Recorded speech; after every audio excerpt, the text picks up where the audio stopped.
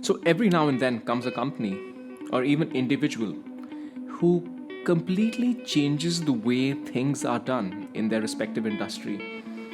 You think I'm talking about this guy, but I'm also talking about this guy. And that's what we're going to get into today. Hi everyone, welcome back to the Ministry of Guitar. I'm Utkarsh Mohan, coming to you from Singapore. As always, if you like what I'm doing, please do like, subscribe, and share. A quick announcement: we're about to hit 20,000 subscribers, and I've been receiving a lot of feedback from existing subscribers and viewers that they like the conversational style videos that I make. But one of the constraints that I have is we only talk about guitar and guitar peripheral topics, and a lot of folks would like to hear, and have that kind of format for other topics beyond the world of guitar. So to address that, I'm going to be starting my own podcast. It's going to be on my other YouTube channel. And the purpose of this is we will employ the same approach that we take, but we will not only restrict ourselves to the world of guitars. And to begin with, there's an inaugural episode this week. It is on the major near historic event that happened last Saturday. This is a perspective that some of you have some inkling about, but you probably haven't heard. So if you like what I'm doing, if you like the Ministry of Guitar, if you like the kind of perspectives that I provide, this is going to be more of the same, but much beyond the world of guitar. So please do check it out. Give it the benefit of the doubt, because any property, to begin it's very tough, right? You need to get the ball rolling, and then the ball starts rolling. So if you like what I'm doing, just check it out. Okay, so on to the topic on hand.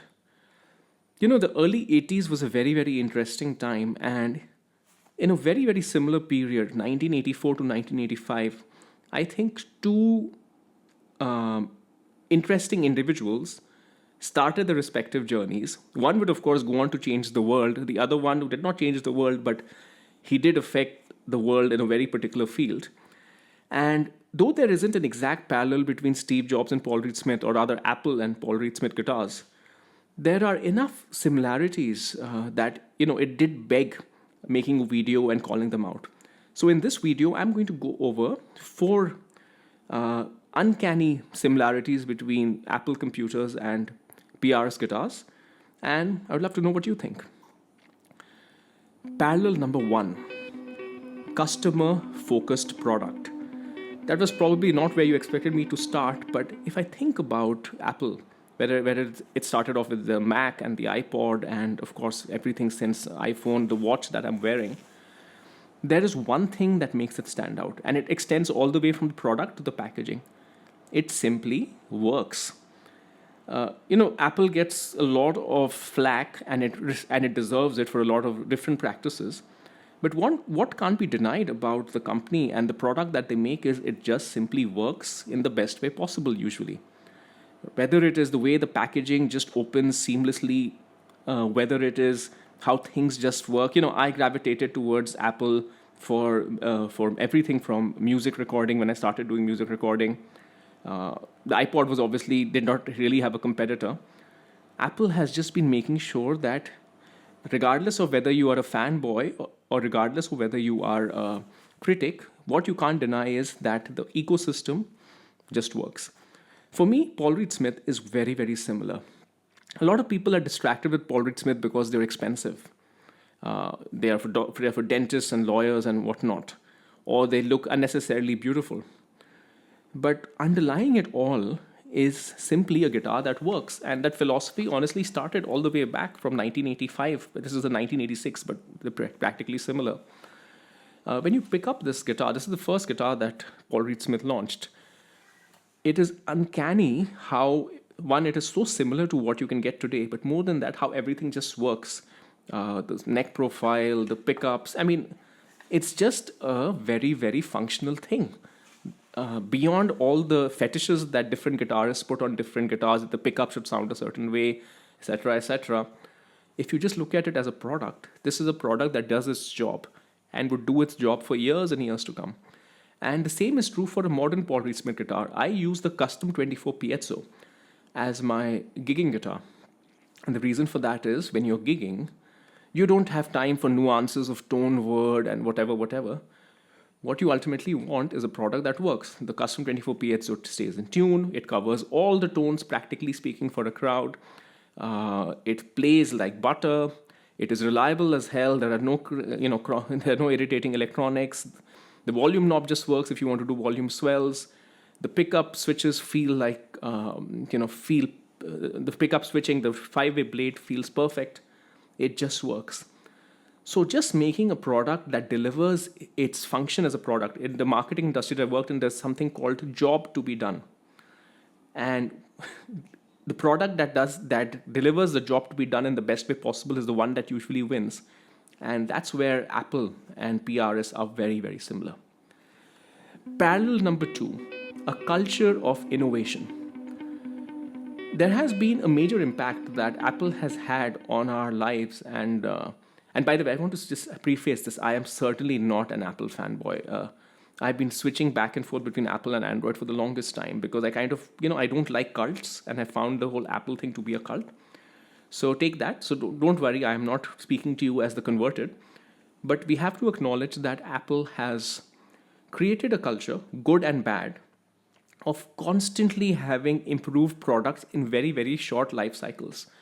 Right? You had the almost yearly upgrades that they have on most of their product lines is a crazy pace of innovation. It is unprecedented. Today, everybody has copied Apple from Samsung or whatever, so we take it for granted that there's going to be a new smartphone every 1 year or so on and so forth. And yes, I know that car makers every year that they have the 2024 model year, then 2025, 2026. That's how they've been doing it since the 60s and 70s. But these have been very, very minor improvements. I mean, when Apple usually upgrades something, there's significant improvements. And that kind of culture wasn't really there, or is remarkably absent from the guitar industry.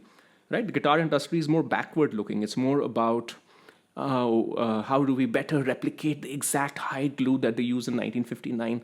How do we make it sound exactly like the PAF from whatever? Right? But PRS kind of goes against the grain, sometimes to their detriment. They're constantly improving. So again, using this as an example, this bridge, which worked really well, this has been improved 3 times. This is phase 1, there is phase 2, there is phase 3, and then there is phase 3 modified with locking nuts that you get on some private stocks.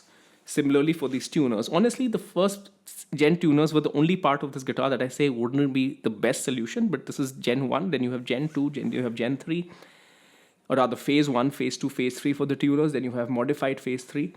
They have been experimenting with the finish forever.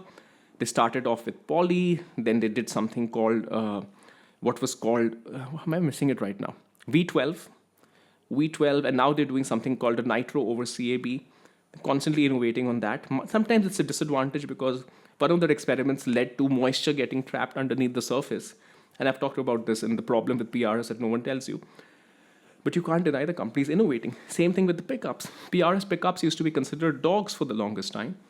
And now, ever since they brought in the old fret wire, again, this is them also nodding, paying homage to what the customer wants, going back to customer-focused design. Ever since they started using the 50s fret wire the 50s pickup wire from Gibson, they have the 5708, 5815, multiple pickups that have been rather critically acclaimed. So, and they continue to keep doing it. Every year you have something. Recently there's a controversy because they made the tuners more lightweight. People were like, what the hell? How is that an improvement? They keep doing stuff. That's the point. And that is not normal for a maker of musical instruments. It's very, very tech-like. And that's kind of the second parallel between PRS and Apple. Parallel number 3, beauty in product design. Now, Apple has a certain simplistic beauty to it. It's not exactly Apple's original thing. It actually comes from a brand that I used to work on, actually, Braun. So Braun had some incredible product design in the 1950s and 60s.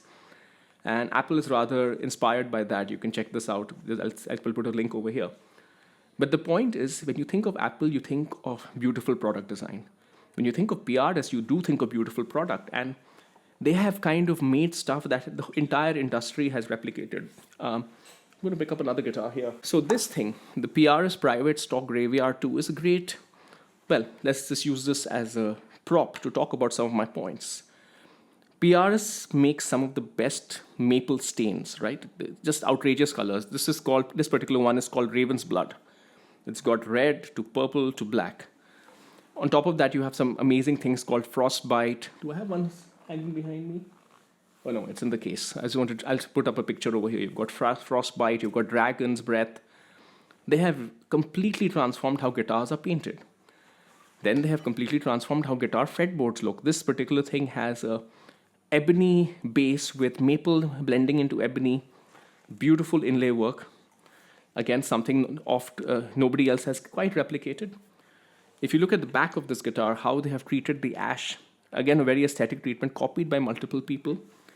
And they have done, beautiful stained maple fretboard, which is another thing that nobody has done before. So PRS with their beautiful tops and the beautiful colors and techniques and all of that, they have created a new benchmark for, I know beauty is subjective, but they have undoubtedly created a new benchmark for beautiful products, beautiful guitars in the industry. And what they've been doing has been replicated, because ever since PRS started doing stuff like this, you saw other manufacturers trying to step up their aesthetic game with crazy maple tops, different colors. Look at Kiesel. So much of what Kiesel does is, or even some of the Ibanez Prestiges these days, so much of that is pretty much copied from what PRS did. Or for that matter, look at this maple neck.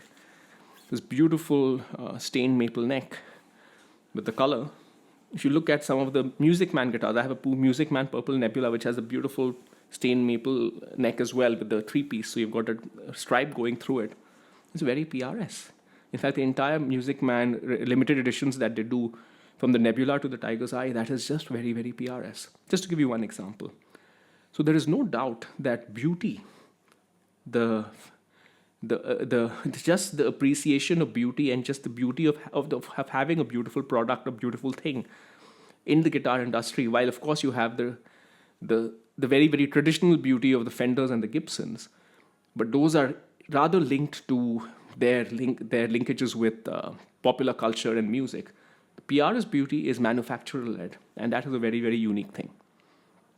Okay, the last one. Idiosyncratic founders.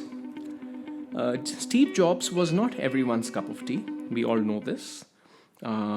He was fired from Apple at some point in time as well. He was known for his temper, his directness. He was the guy that you needed to make a company into what it became. Of course, he's a legend now because he died at a relatively young age. He's going to be idolized and turned into a myth. But there's no doubt that in his lifetime, he was not. He did have a cult following, and everybody looked forward to his keynotes. But he had a good side and a bad side. Paul Reed Smith, for me, of course, he's still around and he's still doing his stuff, is very similar. There is no doubt that the man is obsessed and incredibly knowledgeable and has a vision for how he wants guitars to look and sound, and that vision, and he has had the fortitude to follow it through. It has been, for me, the most impressive thing is you take the environment, which is the 1980s, where guitars are going in a completely different direction with Shred and Floyd Roses, etc. He makes a guitar that looks very different. I'm going to pick up my Custom 24 again. He makes a guitar that looks very different. Looks nothing like something coming out in the 80s, bit of Gibson, bit of Fender. He charges almost like double of any other premium guitar out there. I looked at the price list for these things. I think these things were well over $1,000 or close to $2,000, I think.